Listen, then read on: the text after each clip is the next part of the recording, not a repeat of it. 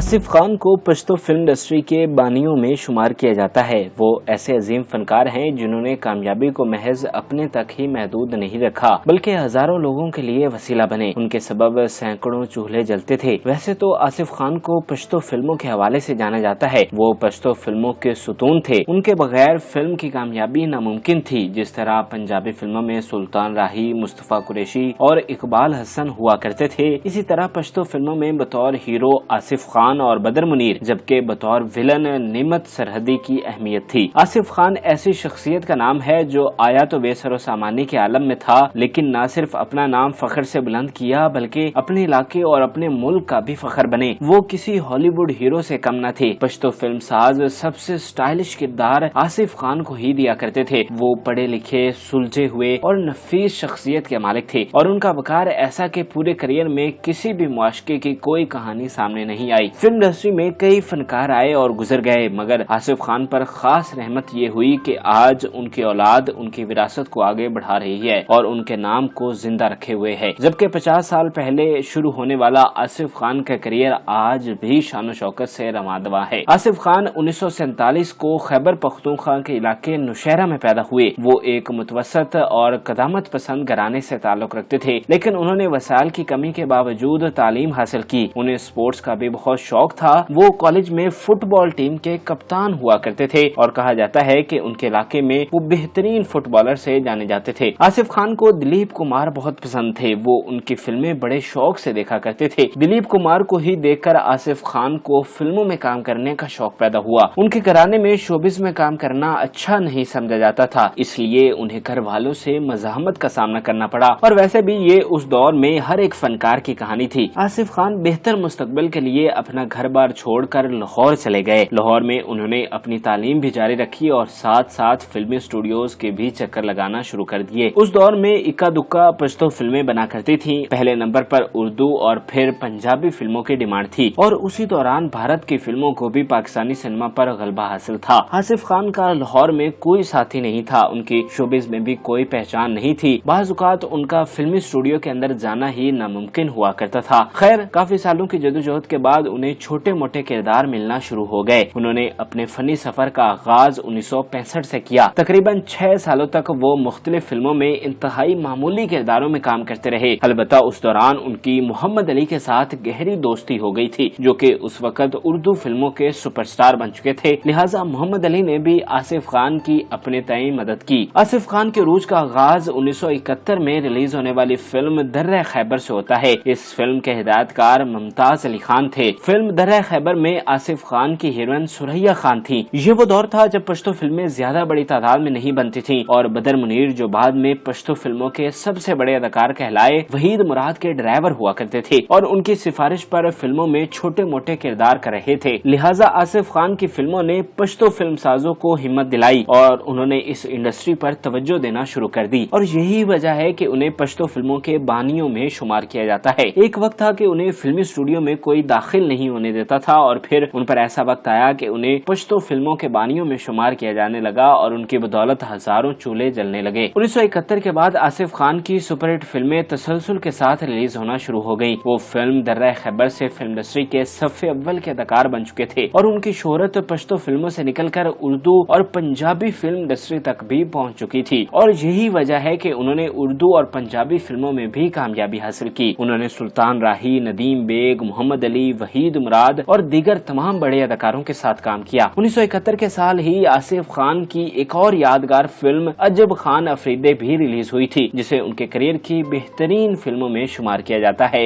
इस फिल्म में उनकी हीरोइन यास्मीन खान थी, जिन्हें पश्तो फिल्मों की सबसे बड़ी अदाकारा शुमार किया जाता है। इस फिल्म के विलन हमयूं कुरैशी थे, जबकि साबरा सुल्ताना भी कास्ट का हिस्सा थी। 1973 के साल आसिफ खान ब्लॉकबस्टर फिल्म औरबल में जलवागर हुए। फिल्म औरबल पश्तो फिल्मों की तारीख में मकबूल तरीन फिल्मों में शुमार की जाती है। इस फिल्म ने कमाई के सारे रिकॉर्ड तोड़ दिए थे और फिल्मसाजों को बेपनाह मुनाफा बख्शा था। फिल्म में आसिफ खान के अलावा बदर मुनीर, सुरैया खान, यास्मीन खान और नेमत सरहदी भी कास्ट का हिस्सा थे। इस फिल्म से आसिफ खान, बदर मुनीर और नेमत सरहदी के पेयर का आगाज होता है, जिसमें आसिफ खान और बदर मुनीर बतौर हीरो और नेमत सरहदी ने मनफी किरदारों में अपना गलबा कायम रखा। 70 की दहाई में आसिफ खान और फिर बदर मुनीर की कोशिशों से पश्तो फिल्मों को तारीख तारीखी अहमियत हासिल हो गई थी। पश्तो फिल्मों के अदाकारों को कतई तौर पर पंजाबी और उर्दू फिल्मों के अदाकारों से कमतर नहीं समझा जाता था। पश्तो फिल्मों की शूटिंग पूरी दुनिया में हुआ करती थी और हर मौजुआत पर फिल्में बनती थी। इसी तरह फिल्मों की नुमाइश भी पूरी दुनिया में होती थी। आसिफ खान फिल्मों की शूटिंग के लिए पूरी दुनिया में सफर करते थे और वो साथ साथ उर्दू और पंजाबी फिल्मों में भी जलवागर होते। इसी तरह 1976 का साल आसिफ खान के लिए उर्दू और पंजाबी फिल्म के नाम रहा, जिनमें फिल्म दो आंसू और जग्गा गुज्जर शामिल है। फिल्म दो आंसू में आसिफ खान को नदीम बेग और शबनम के साथ काम करने का मौका मिला, जो कि उर्दू फिल्मों की सबसे मकबूल जोड़ी थी, जबकि दीगर अदाकारों में दिबा तालिश, बहार बेगम और नैयर सुल्ताना शामिल थे। इस फिल्म ने कराची सर्किट में सिल्वर जुबली मनाई थी, जबकि फिल्म जग्गा गुजर में उन्हें सुल्तान राही और भट्टी बरादरान इनायत हुसैन भट्टी और किफायत हुसैन भट्टी के साथ काम करने का मौका मिला और ये तीनों फनकार पंजाबी फिल्मों का सुतून समझे जाते थे। सुल्तान राही का एक अपना मुकाम था, जबकि भट्टी बरादरान भी एक अलग पहचान रखते थे और एक्शन और नगमाती फिल्मों के लिए जाने जाते थे। फिल्म की दीगर कास्ट में आसिया बेगम, गजाला और बहार बेगम शामिल थे। फिल्म जग्गा गुजर ने लाहौर सर्किट में प्लाटिनम जुबली मनाई थी और 75 हफ्तों तक के लिए सिनेमाघरों की जीनत बनी रही थी। इस तरह आसिफ खान न सिर्फ पश्तो स्क्रीन की जीनत बने थे, बल्कि वक्तन फवक्तन उर्दू और पंजाबी फिल्मों के अदाकार के साथ भी नजर आते और ये उनके वर्सटाइल अदाकारी का मुंह बोलता सबूत है। 1977 के साल आसिफ खान एक दफा फिर पंजाबी फिल्मों की जीनत बने और बाग़ी कानून और फिल्म कौन शरीफ कौन बदमाश में नजर आए। फिल्म कौन शरीफ कौन बदमाश में आसिफ खान एक दफा फिर सुल्तान राही और कैफी के साथ जलवागर हुए, जबकि फिल्म बाग़ी कानून उनकी बतौर सोलो हीरो याद की जाती है। इस फिल्म में वो मुस्तफा कुरैशी और हुमायूं कुरैशी के मुकाबले में सोलो हीरो स्क्रीन पर नजर आए, जबकि उनकी हीरोइन आसिया बेगम थी, जो उस दौर में मकबूल तरीन अदाकारा थी और बाद में फिल्म मौला जट की भी हीरोइन बनी। 70 की दहाई में उनकी दीगर कामयाब फिल्मों में टकराओ,